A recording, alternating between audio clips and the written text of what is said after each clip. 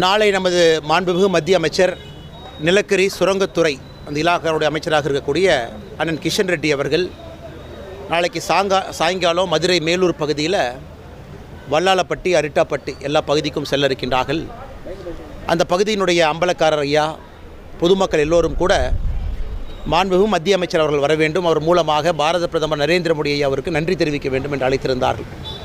அதற்காக நாளை நானும் மத்திய அமைச்சர் அவர்களும் அங்கே செல்ல இருக்கின்றோம். காரணம், இந்தியாவிற்கே ஒரு எடுத்துக்காட்டாக மத்திய அரசு எப்படி இந்த பிரச்சனையை கையாண்டிருக்கிறாங்க. மாநில அரசு தவறு செய்த பொழுதும் கூட மாநில அரசு சரியான தகவல்கள் கொடுக்காம இந்த டங்ஸ்டன் சுரங்கம் ஏலம் வருவதற்கு காரணமாக இருந்தும் கூட மக்களுடைய கோரிக்கை ஏற்று மத்திய அரசு அதை கேன்சல் பண்ணாங்க. இதை பல அரசியல் கட்சி தலைவர்கள் அரசியலாகி கொண்டிருக்கின்றார்கள். அதாவது இன்றைக்கி முதலமைச்சர் அவங்க சொல்கிறாங்க, திரு மு.க. ஸ்டாலின் அவர்கள், நான் சட்டப்பேரவையில் தீர்மானம் போட்டதுனால தான் அது நடந்ததுன்னா சட்டப்பேரவையில் எத்தனை தீர்மானம் போட்டிருக்கீங்க, எல்லாம் நடந்திருக்கா? இல்லை முதலமைச்சர் மு.க. ஸ்டாலின் அவங்க சொல்கிறாங்க, நான் கடிதம் எழுதுனால தான் நடந்திருக்கிறேன், எத்தனை கடிதம் எழுதியிருக்கீங்க, அது நம்ம மூலமாக நடந்துதான்? அதனால் எல்லோருக்குமே தெரியும், அரிட்டாப்பட்டி வல்லாளப்பட்டி இந்த பகுதியில் இந்த டங்ஸ்டன் சுரங்கம் அமைப்பதற்கு மத்திய அரசு அனுமதி கொடுக்கவில்லை, அதை கேன்சல் பண்ணியிருக்கிறாங்கன்னா முழு முதல் காரணம், ஒரே காரணம் பாரத பிரதமர் நரேந்திர மோடி அவர்கள் மட்டும்தான்.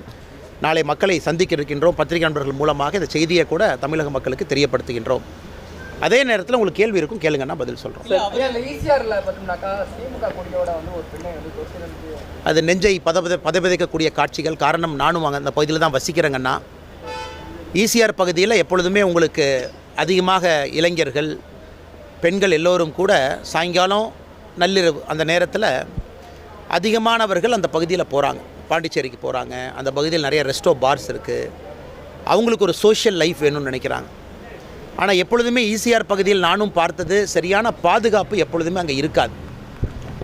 காலையில் அதிகாலையில் நள்ளிரவில் பல நேரத்தில் போகும்பொழுது நானே யோசிப்பேன், எனக்கு திமுக கட்சியினுடைய கொடி போட்ட ஒரு காரில் அந்த பெண்ணுக்கிட்ட மிக மோசமாக நடந்து கொள்ளக்கூடிய அந்த வீடியோ, அந்த பதிவாகி இருக்கக்கூடிய அந்த வீடியோவை நம்ம பார்க்குறோம். தமிழ்நாட்டில் எந்த அளவுக்கு சட்டம் ஒழுங்கு சீர்கட்டு இருக்கிறது என்பதற்கு பல உதாரணங்கள் இருந்தும் தினமும் கூட ஒரு உதாரணம் புதுசாக வருது.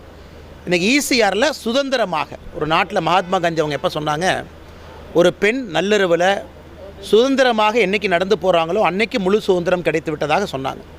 இந்தியா முழுவதும் முழு சுதந்திரம் கிடைத்ததாக நான் பார்க்கின்றேன். தமிழகத்திற்கு முழு சுதந்திரம் கிடைக்கல. ஏன்னா நள்ளிரவில் பெண்கள் போனால் பிரச்சனை, பகலில் போனால் பிரச்சனை. அண்ணா பல்கலைக்கழகம் வளாகத்திற்குள்ளே அங்கே படிக்கக்கூடிய பெண் 7:45 மணிக்கு சாயந்தரம் நடந்து போனால் பிரச்சனை. இது இரவு மட்டுமல்ல, பகல் மட்டுமல்ல, எல்லா நேரத்திலும் கூட தமிழகத்தில் பெண்களுக்கு பாதுகாப்பு இல்லை என்பது தினமும் ஊர்ஜிதமாகி கொண்டிருக்கிறது. நேற்று ஈசிஆர் சாலையில் வந்திருப்பது மற்றும் ஒரு உதாரணம். அதனால் உடனடியாக மாநில அரசு 2 வேலை தான் செய்யணும். ஒன்று, பெட்ரோல் வெஹிக்கிள் நிறையா வாங்கி கொடுங்க. காவல்துறை நண்பர்களுக்கு பெட்ரோல் வெஹிக்கிள் வாங்கி கொடுங்க. லைட்டு போட்ட வண்டி 1000-2000 வண்டி வாங்கி கொடுங்க, நைட்டு ரோந்து போகட்டும். 2வது, 2 வீலர்ஸ் வாங்கி கொடுங்க. அதுவும் பெட்ரோல் வெஹிக்கிள், எல்லா பீட் கான்ஸ்டபிள் 2 வீலரில் எல்லா பக்கம் போகணும். 3வது, காவல்துறை போலீஸ் ஸ்டேஷன் அதிகப்படுத்த வேண்டும் என்றால் தயவு செஞ்சு அதிகப்படுத்துங்க. காவல்துறைக்கு எந்தவித உபகரணங்கள் கொடுக்காமல், போலீஸ் காவல் நிலையங்களையும் அதிகப்படுத்தாமல், காவல்துறைக்கு ரெக்ரூட்மெண்ட்டும் பண்ணாமல், இந்த கையாலாகாத திராவிட மாடல் என்று சொல்லி திரிகின்ற இந்த திமுக அரசு பெண்களுக்கு எதிராக நடக்கக்கூடிய குற்றங்களை எங்கேயும் கூட கட்டுப்படுவதற்கு ஒரு ஆணியை கூட துரும்ப கூட கிள்ளி போடாமல் இருக்கிறார். ஆனால் தமிழக மக்கள் பார்த்து கொண்டிருக்கின்றார்கள் என்பதை மாண்புமிகு முதலமைச்சர் அவர்கள் புரிந்து கொள்ள வேண்டும். ஆனால் இந்த நிகழ்வுக்கு நான் வந்திருப்பதற்கான காரணங்கன்னா, என்னுடைய ஆசை இந்தியாவில் இருக்கக்கூடிய மாற்று மொழிகள் இருக்கக்கூடிய எல்லா முக்கியமான புத்தகங்கள், காவியங்கள் எல்லாம் தமிழ் மொழிக்கு வர வேண்டும் என்கின்ற ஆசை. இந்த உபநிஷத் புத்தகங்கள், கங்கா உபநிஷத் என்கின்ற இந்த ஒரு டெலிவிஷன் சீரியஸ் அது இன்றைக்கி தமிழில் மொழிபெயர்த்து கொண்டு வந்திருக்கிறாங்க. தமிழ், மலையாளம், கன்னடா, தெலுங்கு எல்லா இதுலேயும். அதனால் அவர்களுக்கு ஆதரவு கொடுக்க வேண்டும் என்பதற்காக வந்திருக்கின்றன. அது மட்டும்தான். சின்மயா விஷனுடைய CEO இன்டர்நேஷ்னல் சுவாமி எல்லோரும் இங்கே இருந்தாங்க. அவங்ககிட்ட இந்த நல்ல ஆசீர்வாதம் வாங்க வேண்டும் என்பதற்காக வந்திருந்தேன். சார், இந்த அண்ணா பல்கலைக்கழக விவகாரத்தில் செய்தியாளர்களுடைய தொலைபேசியெல்லாம் பறிமுதல் செய்யப்பட்டு நடவடிக்கை எடுக்கப்படுகிறது. இதை நான் வன்மையாக கண்டிக்கிறேங்கன்னா, காரணம், செய்தியாளர்களுடைய தொலைபேசியை வாங்கி அதில் நான் நோண்டி அது மூலமாக இவங்க தான் லீக் பண்ணாங்க அப்படின்னு சொல்கிறதே ஒரு முட்டாள்தனமான வாதமாக நான் பார்க்கின்றேன். ஏன்னா அந்த SIT ஒரு பக்கம் அந்த ஸ்டேஷன் ரைட்டரை சம்மன் பண்ணுறாங்க, ஒரு பக்கம் மேலே இருக்கக்கூடிய உயரதிகாரிகளை சம்மன் பண்ணுறாங்க. ஒரு செய்தியாளர் பல விதத்தில் சோர்ஸ் வச்சுருப்பாங்க. செய்தியாளருடைய முக்கிய வேலை வந்து செய்தியை வெளியே கொண்டு வர்றது. அதனால தான் இந்தியாவில் எப்பொழுதுமே செய்தி எப்படி கொண்டு வந்தாங்கன்னு நம்ம பார்க்குறதில்ல, அந்த சோர்ஸ் எப்பவுமே நம்ம கேட்குறதில்ல. ஏன்னா we never shoot the messenger அப்படின்னு ஆங்கிலத்தில் சொல்லுவோம். அதாவது செய்தியை கொண்டு வருபவர்களை எப்பொழுதுமே நாம் அவர்களை பாதிப்புக்குள்ளாகக்கூடாது. இன்றைக்கி அண்ணா யூனிவர்சிட்டி பல்கலைக்கழக இஷ்யூவில் செய்தியாளர்களுடைய தொலைபேசியை கேட்டு உன் சோர்ஸ் யார், அது வந்து செய்தியாளர்களுடைய தொலைபேசியை வாங்கி காவல்துறை கண்டுபிடிக்க வேண்டிய அவசியம் இல்லை. அது காவல்துறை கண்டுபிடிக்க வேண்டிய கட்டாயம் அவங்களுக்கு இருக்குது. அது அவங்களுடைய ஓன் இன்வெஸ்டிகேஷனில் பண்ணணும். ஒரு செய்தியாளர் நீங்கள் கூப்பிட்டு இந்த மாதிரி அச்சுறுத்த ஆரம்பித்தீங்கன்னா தமிழ்நாட்டில் நடக்கக்கூடிய எந்த விதமான விஷயங்களையும் செய்தியாளர்கள் வெளியே கொண்டு வருவதற்கு பயப்படுவார்கள். முறை சரியாக தப்பான்னு எப்போவுமே நம்ம மீன் சென்ஸை பற்றி செய்தியாளர்கள் பார்த்தது இல்லைன்னா. நிறைய முறை நினைப்போம் அவங்க செய்தி கரெக்டு, ஆனால் கொண்டு வந்திருக்கக்கூடிய முறை தவறு. அதனால் செய்தியாளர்களை பொறுத்தவரை சில இடத்துல means R more important then ends, சில இடத்துல ends R more important then means. போகின்ற பாதை சில இடத்துல முக்கியம், போகின்ற கடைசி டெஸ்டினேஷன் சில இடத்துல முக்கியம். அதனால் செய்தியாளர்களை அச்சுறுத்தி அவர்களை பயமுறுத்தி அவர்களுடைய எலக்ட்ரானிக் டிவைசஸ் செல்ஃபோன் உட்பட அதை வாங்கி நோண்டி பார்ப்பது அச்சு ஊடகங்களுக்கு எதிராக திமுக அரசினுடைய மனோபாவத்தை காட்டுகின்றது என்பது என்னுடைய கருத்துங்க. திமுகவை தமிழகத்திலிருந்து ஒரே நிமிஷம். திமுகவை தமிழகத்திலிருந்து ஆட்சியை விட்டு அகற்ற வரைக்கும் செருப்பு போட மாட்டேன்னு ஒரு சபதம் எடுக்கிறீங்க. இப்போ கூட செருப்பு போடாமல் தான் இருக்கிறீங்க. ஆனால் திமுக தான் 7வது முறையாக தமிழகத்தில் ஆட்சி அமைக்கும்னு சொல்கிறாரு முதலமைச்சர். இதை எப்படி பார்க்கணும்? ஆனால் முதலமைச்சர் அவர்கள் ஒரு பகர் கனவுல இருக்கிறாங்க. உதாரணத்துக்கு மதுரை அரிட்டாப்பட்டி எடுத்துக்கலாம். 92 அரசு பேருந்துகளில் 300 ரூபாய் பணம் கொடுத்து மத்தியான உணவு கொடுத்து நம்முடைய சகோதரிகளை தாய்மார்களை அழைத்து கொண்டு வந்து முதலமைச்சருக்கு பாராட்டு கூட்டம் நடத்துகிறாங்க. முதலமைச்சருக்கு இது புரியுதான்னு எனக்கு தெரியல. மேடையில் போகிறாங்க, கூட்டத்தை பார்க்குறாங்க, உடனே சந்தோஷமாயிடுறாங்க. அங்கே இருக்கக்கூடிய அமைச்சர் மூர்த்தி அவர்கள் உட்பட எல்லோரும் எப்படி க்ரௌடை கொண்டு வர்றாங்கன்னு பார்த்தாவே தெரியும். திராவிட முன்னேற்றக் கழகம் எந்த காரணத்திற்கும் திமுகவினுடைய ஆட்சி வருவதற்கு வாய்ப்பில்லை. உதாரணத்திற்கு அந்த பாராட்டு விழா உதாரணமாக சொல்கிறேன். 92 அரசு பேருந்தில் மக்களை அழைத்து வந்தால் பாராட்டு விழா நடத்துவீங்க? மக்கள் தானாக அவர்களாக வந்து திரண்டு உட்கார வேண்டாமா? 300 ரூபாய் பணம் கொடுத்து மத்தியான சாப்பாடு, இதுதான் பாராட்டு விழாவா? நாளை அமைச்சர் கிஷன் ரெட்டி அவர்கள் நடக்கக்கூடிய பாராட்டு விழாவை பாருங்கள். கிராம மக்கள் அவர்களாக வந்து அந்த பாராட்டு விழாவை ஏற்பாடு செஞ்சுருக்கிறாங்க. இரண்டாவது, முதலமைச்சர் அவர்களை பொறுத்தவரை ஒரு காலத்தில் ரோட் ஷோலாம் கூடாதும்பாங்க. பிரதமர் அவர்கள் சும்மா ட்ராமா பண்ணுறாங்க, எதுக்கு ரோட் ஷோ? இன்றைக்கி முதலமைச்சர் அவர்கள் ஊரில் மக்கள் உட்கார வச்சு நான் அந்த ரோட் ஷோவில் போய் தான் என்னுடைய ஆட்சிக்கு வந்து மக்கள் ஆதரவு கொடுக்கின்றார்கள் என்று சொல்லுகின்ற நிலைமைக்கு தள்ளப்பட்டிருக்கிறாங்க. அதனால் எதற்காக பாரத பிரதமர் நரேந்திர மோடி அவர்களை முதலமைச்சர் அவர்கள் எதிர்த்தார்களோ அந்த ரோட் ஷோக்கு அனுமதி கொடுக்காம, ஒரு பிரதமருக்கு அனுமதி கொடுக்காத அவலம் தமிழகத்தில் நடந்தது. இந்தியாவில் எங்கேயுமே அனுமதி ஒரு பிரதமருக்கு கொடுக்காம இல்லை. கோர்ட்டுக்கு போய் கோயம்புத்தூருக்கு பர்மிஷன் வாங்கணும். இன்றைக்கி அதே முதலமைச்சர் கூட்டத்தை நிறுத்தி வச்சுட்டு இந்த பக்கம் அந்த பக்கம் கை கொடுத்துட்டு போகிறார். கேட்டால் மக்கள் அவர்களாகவே தானாக வந்து என்னை பார்க்குறாங்க, இந்த ஆட்சி அவ்வளோ அருமையாக இருக்குது, 2026 ஆட்சிக்கு வரப்போகிறோம். ஆனால் வெறும் நாடக கம்பெனியை போல தான் இன்றைக்கி திமுகவினுடைய ஆட்சி நடக்கிறது. எந்த காரணத்திற்கும் அவர்கள் ஆட்சிக்கு திரும்ப வருவதற்கான சாத்தியக்கூறுகள் எங்கேயும் இல்லை என்பது என்னுடைய கருத்து மட்டுமல்ல, தமிழக மக்களுடைய பொதுவான கருத்து.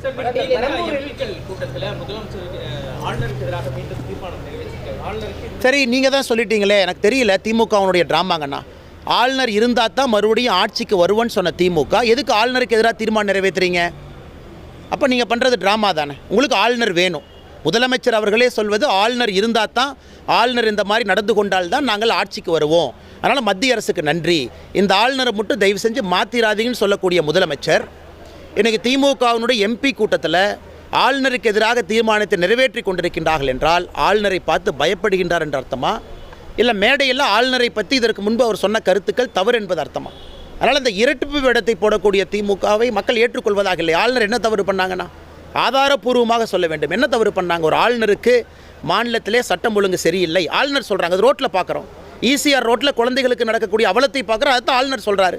போதைப் பொருட்கள் அதிகமாக இருக்குன்னு சொல்கிறாங்க. இன்றைக்கு காலையில் ஏசர் ரிப்போர்ட் எல்லா பத்திரிகையிலையும் தலைப்புச் செய்தி தமிழகத்தினுடைய கல்வி தரத்தை பற்றி ஏசர் அந்த நிறுவனம் கொடுத்துருக்கக்கூடிய ரிப்போர்ட்டை நீங்கள் எல்லோரும் ஃபஸ்ட் பேஜில் போட்டிருக்கீங்க. அதைத்தான் ஆளுநர் 25 ஜனவரி சொன்னார். தமிழகத்திலே கல்வித்தரம் கீழே வந்திருக்குன்னு. ஆளுநர் சொல்வது என்ன தப்புங்கண்ணா? அதனால் ஆளுநர் சொல்வதற்கு புள்ளி விவர அடிப்படையில் பதில் சொல்லி பழகு. அதனால் வெறும் அரசியல் கோழைகள் தான் போஸ்ட் ஒட்டுவாங்க, அரசியல் கோழைகள் தான் தனிப்பட்ட தாக்குதல் நடத்துவாங்க. அதனால் இன்றைக்கி திராவிட முன்னேற்றக் கழகத்தினுடைய முழு அமைச்சரவை முதலமைச்சர் உட்பட இவர்கள் செய்வதெல்லாம் கோழைத்தனமான செயல். நேரடியாக ஆளுநரை எதிர்கொள்வதற்கு தரவுகள் அடிப்படையில் பதில் சொல்லுங்கள்.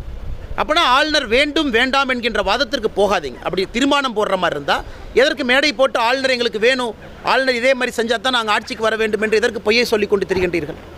அண்ணா பெரம்பூர் வந்துட்டாங்க ஒரே நிமிஷம். பட்டியலின மக்கள் மீது நடைபெறக்கூடிய அந்த குற்றச்சம்பவங்கள் தொடர்ந்து அதிகரித்து வரதா பல முறை ஆளுநர் குற்றம் சாட்டியிருக்கிறாரு. அண்ணா முதலமைச்சருக்கு ரொம்ப சுலபங்கண்ணா. ஆளுநர் சொல்வதிலே உண்மை இருக்குது. ஆனால் முதலமைச்சர் அதை மறுக்க வேண்டும் என்றால் முதலமைச்சர்கிட்ட சுலபமான விஷயம் என்னென்னா ரேஞ்ச் ஐஜி எல்லாம் கூப்பிட்டு ஒரு மீட்டிங் நடத்தி தரவுகள் மூலமாக இல்லை என்று சொல்லட்டும். ஏன் ரேஞ்ச் ஐஜி மீட்டிங் ஏன் நடத்த மாட்டாரு? தமிழகத்தில் 2022 ஏற்கனவே நம்ம சொன்னோங்கன்னா அதான் கடைசியாக வந்திருக்கக்கூடிய ரிப்போர்ட்டு, மத்திய அரசோட NCARB report, national crime records bureau. தமிழகத்தில் பெண்கள் குழந்தைகளுக்கு எதிரான குற்றம் 8.9% ஒரு ஆண்டில் உயர்ந்திருக்கு. 2021, 22 அப்புறம் இன்னும் ரிப்போர்ட் வரலீங்கண்ணா.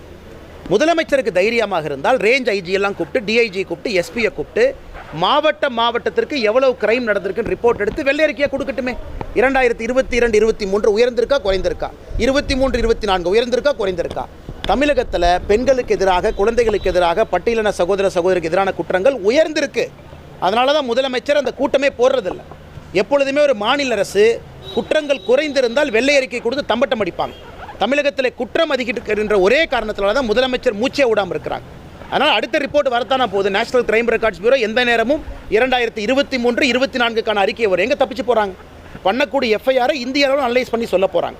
அதனால் தமிழகத்தில் பெண்களுக்கு, குழந்தைகளுக்கு எதிராக, பட்டியலின சகோதரிகளுக்கு எதிரான குற்றங்கள் அதிகமாக இருப்பது உண்மை. அதுக்கு தரவுகள் அடிப்படையில் முதலமைச்சர் பதில் சொல்ல வேண்டும் என்பதுதான் எங்களுடைய எண்ணங்கண்ணா. பெரம்பூர் பகுதியில் அரசு பள்ளி மாணவிக்கு பாலியல் வன்கொடுமை செய்திருக்காங்க. அதற்கான 7 பேர் கைது செய்திருக்காங்க. கைது செய்த ஒரு சில நாட்களிலேயே வெளியே வந்திருக்காங்க. ஆனால் இன்றைக்கி முதலமைச்சர் அவர்கள் மார்த்தட்டி கொள்கின்றார்கள். பெண்களுக்கு, குழந்தைகளுக்கு எதிரான குற்றம் சுமத்துவர்கள் மீது கடும் நடவடிக்கை எடுப்பேன். உங்கள் ப்ராசிக்யூஷன் டிபார்ட்மெண்ட், அதாவது வழக்கை நடத்தக்கூடிய டிபார்ட்மெண்ட் மிக மோசமாக இருக்குது. இன்வெஸ்டிகேஷன் செய்யக்கூடிய அதிகாரிகளுக்கு எந்தவித ஆபரணங்களோ கருவிகளோ கொடுக்கல. அப்படி இருக்கும் பொழுது எப்படி அவங்க ஒழுக்கமாக சார்ஜ் ஷீட் போட்டு கோர்ட்டில் அந்த கேஸை நடத்தி தண்டனை வாங்கி கொடுப்பாங்க?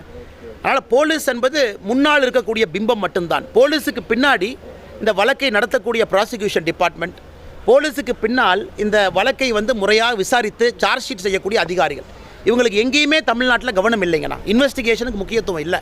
அதனால தான் எல்லாரும் உள்ளே போகிறாங்க, 14 நாளில் வெளியே வர்றாங்க. வெளியே வந்தவன் மறுபடியும் குற்றம் செய்கிறான். உதாரணத்துக்கு ஞானசேகரன் 2014 தொடர்ச்சியாக குற்றம் செய்கிறவன் 2024 ஒரு பெரிய குற்றம் செய்கிறான். காரணம், பிடிச்சி உள்ளே போட்டாலும் 14 நாள். நேற்று நான் பார்த்தேன், டிவியில் போட்டிருந்தீங்களே, ஞானசேகரன் போலீஸ் வெஹிக்கிளில் போகும்போது ஒரு சின்ன செல்ஃபோனில் பேசுறது, அது டிஐபிஆர்லேருந்து கூப்பிட்டு எங்களுக்கு எவ்வளோ ப்ரெஷர் போட்டு அந்த வீடியோவை எடுக்க சொன்னாங்க. அது எனக்கு தெரியும். அதனால் போலீஸ் காரில் போகிற ஞானசேகரன் கைக்கு செல்ஃபோன் வருது. அந்த லட்சணத்தில் இவங்க வழக்கை நடத்திக்கிட்டு இருக்காங்க. இதை யாராச்சும் கேட்டால் உடனே அறிக்கை கொடுத்து உங்கள் மேலே கேஸை போடுவேன், வழக்கை திசை திருப்புறீங்க, நீங்கள் தேவையில்லாத விஷயத்தை பேக்குறீங்க. எத்தனை நாளைக்கு மிரட்டி இன்றைக்கி ஊடக நண்பர்களையும் மிரட்டும் அளவுக்கு திமுகவினுடைய ஆட்சி வந்திருக்கு. அதுதான் அந்த அவலத்தினுடைய உச்சமாக நான் பார்க்கின்றேன். மத்திய உள்துறை அமைச்சர் அமித்ஷா நாளை மறுநாள் மத்திய உள்துறை அமைச்சர் அமித்ஷாஜி அவர்கள் வருகின்றார்கள். இது ஒரு தனியார் ஒரு திருமணம். முன்னாள் குடியரசு துணைத் தலைவர் ஐயா வெங்கையா நாயுடு அவருடைய இல்ல திருமண விழாவிலே பங்கேற்பதற்காக பாரதிய ஜனதா கட்சியினுடைய பல மாநிலத்தினுடைய முதலமைச்சர்கள், நம்முடைய முக்கியமான அமைச்சர்கள், உள்துறை அமைச்சர் அமித்ஷாஜி அவர் உட்பட எல்லாரும் வர்றாங்கன்னா ஒரு ஷார்ட் விசிட் மட்டும்தான். இது அவருடைய திருமண நிகழ்வுக்காக தமிழகத்திற்கு வர்றாங்க. கிஷன் ரெட்டி மத்திய அமைச்சர் மட்டும் இல்லை, நமக்கு தமிழ்நாடு பாஜக மாநில தலைவரை தேர்வு செய்யக்கூடிய ஒரு பொறுப்பாளர்.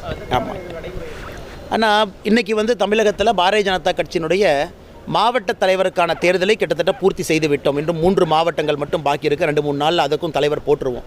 அதன் பிறகு இந்த மாநிலத்திலே தேர்தல் நடத்துவதற்கு தயாரான சூழ்நிலை இருக்குது. எங்களுடைய பொறுப்பை செய்து முடித்து விட்டோம். தேசிய தலைவர் என்னைக்கு தமிழகத்தில் கிஷன் ரெட்டி அவர்கள் இந்த ஆலோசனை கூட்டத்தை நடத்தி மாநில தலைவர் தேர்தல் நடத்த வேண்டும் என்று நினைக்கின்றார்களோ அதற்கு தமிழக பாரதிய ஜனதா கட்சி தயாராக இருக்குது. காரணம், மாவட்ட தலைவருடைய நியமனத்தை 100க்கு 100 முடித்து விட்டோம். அண்ணா கடைசி கேள்வி எடுத்துக்கலாங்கண்ணா. அதாவது பெண்களுக்கு எதிரான குற்றத்திற்கு நான் ஒரு சட்ட மசோதாவை கொண்டு வர்றேன், ஆளுநர் கைது போட்டாங்க, இது மட்டும் பத்தாதுங்கண்ணா. ஏற்கனவே சொன்னது போல் இன்வெஸ்டிகேஷன் 0ல் இருக்குது. ஏற்கனவே சொன்னது போல் ப்ராசிக்யூஷன் டிபார்ட்மெண்ட் படு அவலத்தில் இருக்குது. எதையுமே கணக்கில் எடுக்காமல் காவல்துறையினுடைய கையை கட்டி போட்டு விட்டு அது ஒரு அவலத்துறையாக நடத்தி கொண்டிருக்கும் பொழுது எப்படி பெண்களுக்கு எதிரான குற்றம் குறையுங்கண்ணா? இன்வெஸ்டிகேஷன் ப்ராப்பராக நடத்துறதில்ல, கோர்ட்டில் போய் அக்யூஸ்ட்டை பிடிச்சி வைக்கிறதில்ல, எதுவுமே செய்யாமல் வெறும் ஒரு சட்டத்தை கொண்டு வந்தால் அதன் மூலமாக என்ன பிரயோஜனம் யாருக்கு? அதனால் காவல்துறைக்கு உண்மையாலுமே இன்றைக்கி ரிசோர்ஸஸ் கொடுங்க, பேட்ரோல் கார் கொடுங்க, வண்டி கொடுங்க, போலீஸ் ஸ்டேஷன் அதிகப்படுத்துங்க. போலீஸ் ஸ்டேஷனுக்குள்ளே அவர்களுக்கு என்ன தேவையோ அந்த ஃபெசிலிட்டிஸ் கொடுங்க. ஆட்டோமேட்டிக்காக பெண்களுக்கு எதிரான குற்றங்கள் கீழே குறைய ஆரம்பிக்கும். நன்றிங்கண்ணா.